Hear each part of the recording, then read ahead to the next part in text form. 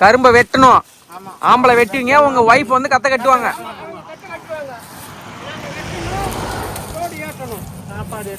அதான் ஒரு குடும்பத்தில் 2 பேர் வேலை செய்றீங்க. ஒரு நாள் கூலி 750 ரூபாய். அதில் அந்த வேகாத வெயில சொனையில கையை வெட்டிக்கின்னு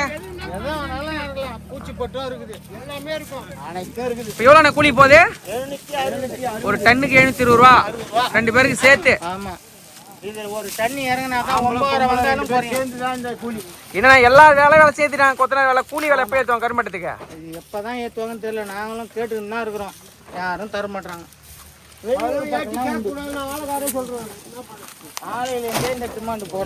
அப்ப நீங்க ஆளை வேலை, நீங்க கூலி வேலை ஏத்திட்டீங்கன்னா ஆளையில அப்புறம் டன்னுக்கு அதிகமா காசு கேட்பீங்களா? அதனால ஆளைக்காரன் உங்களை வந்து நீங்க கூலி ஏத்திக்க கூடாதுன்னு சொல்றாப்பல. புரியுதுங்களா? அப்புறம் தோட்டக்காரங்கிட்ட அப்புறம் தோட்டக்காரர் தண்ணியாச்சுக்கு அதிகமா கேட்பாங்களா?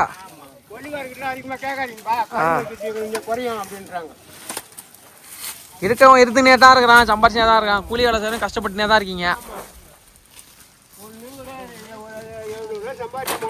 இதுல வேகாத வெயில்ல வீட்டுக்கு 2 பேர் வேலை செய்யணும். ஒரு ஆள் வெட்டணும், ஒரு ஆள் கத்தணும்.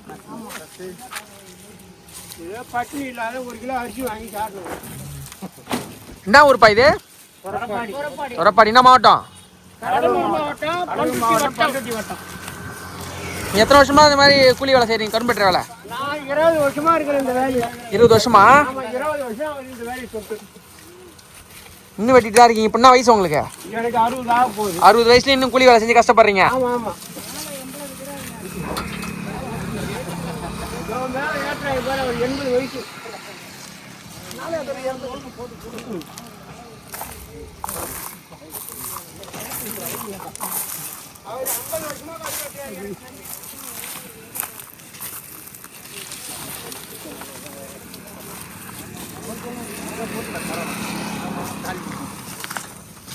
வெட்டின கரும்பு எல்லாத்தையும் கஷ்டப்பட்டு பார்த்தீங்கன்னா கிட்டத்தட்ட ஒரு 10 அடிக்கு மேலே ஏற்றணும். ஏற்றி அப்புறம் வந்து பார்த்தீங்கன்னா கட்டு போட்டு ஆலைக்கு அனுப்புவாங்க.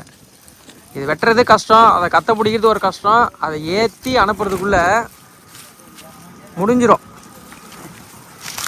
ஆனால் கூலி வந்து 700 ரூபாய். கூலிக்கு இவ்வளோ கஷ்டம்.